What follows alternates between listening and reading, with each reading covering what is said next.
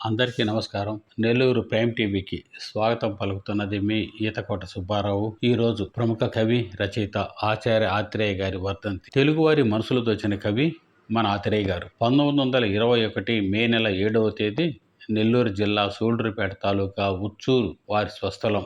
SSLC చదివిన వీరు 1951 దీక్ష సినిమాలోని పోరా బాబు పోయి చూడు లోకం పోకడ అనే పాటతో సినీ రంగ ప్రవేశం చేశారు. అప్పటికే తెలుగు నేలలో ఆత్రేయ పేరు తెలియని పద్యము, నాటకం అంటూ లేవు. ఆ తర్వాతనే సినిమా రంగంలో వారు పేరు ప్రఖ్యాతులు పొందిన విషయం కూడా మనకు తెలుసు. సినిమా పాటలు, మాటలు, రచయితగా, నిర్మాతగా, నటులుగా, దర్శకులుగా విభిన్న పాత్రలు నిర్వహించిన వీరు 2013 సెప్టెంబర్ 13న మనసును పాటను వదిలేసి దివికెగారు ఆత్రేయ గారు. వీరి అసలు పేరు కిళాంబి వెంకట నరసింహాచార్యులు. తన పేరులోని ఆచార్య, తన గోత్రంలోని ఆత్రేయను కలిపి ఆచార్య ఆత్రేయగా తన కలం పేరుగా పెట్టుకున్నారు. అదే పేరుతో సుప్రసిద్ధులయ్యారు.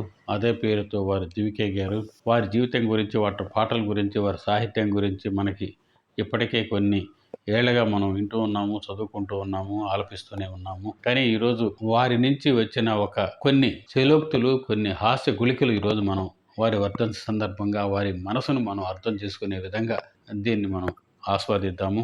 ఇప్పుడు ఆత్రేయ గారి చలోక్తులు కొన్ని ఇందాము. మొదటిసారి హార్ట్ అటాక్ వచ్చినప్పుడు ఆత్రేయ గారు తనని పరామర్శించడానికి వచ్చిన వాళ్ళతో ఇలా అన్నారు: ఆత్రేయ వేళకు స్క్రిప్ట్ ఇవ్వరు, అతనికి హృదయం లేదు అని నిర్మాతలు ఆత్రేయకు హార్ట్ ఉందని ఇప్పుడైనా తెలుసుకుంటారు అని చలోక్తిగా అంటారు. చక్రవర్తి సంగీత దర్శకత్వంలో ఆత్రేయ పాటకు పల్లవి పూర్తి చేశారు. అనుపల్లవి చెప్పండి అన్నారు. చక్రవర్తి ఇచ్చిన పల్లవికి ట్యూన్ చేయకుండానే, ముందు నువ్వు పల్లవి అను, నేను అనుపల్లవి అంటాను ఆత్రేయ గారు. అనుపల్లవి కూడా అయింది, ఇక చరణాలు అన్నారు చక్రవర్తి గారు. అదే ఎవరి చరణాలు పట్టుకోవాలని ఆలోచిస్తున్నారు అన్నారు ఆత్రేయ గారు నవ్వుతూ. ఓ నిర్మాత కథ మీద ఆత్రేయకు పట్టు దొరక్క ఎప్పటికీ డైలాగ్స్ రాయటం ప్రారంభించలేదు. తిరిగి విసిగిపోయిన నిర్మాత, నా ఫైల్ నా ముఖాన్ని పడేయండి, ఇంకొకటి చేత రాయించుకుంటాను, కౌలుకి కొరవేం లేదు అన్నాడు సీరియస్ గానే. అలాగే ఏరే ప్రొడ్యూసర్లు కూడా 2 ఉన్నాయి, అవి కూడా తీసుకెళ్లి రాయించు అన్నారు ఆ నిర్మాత కోపం పోయేలా నవ్వుతూ ఆత్రేయ గారు.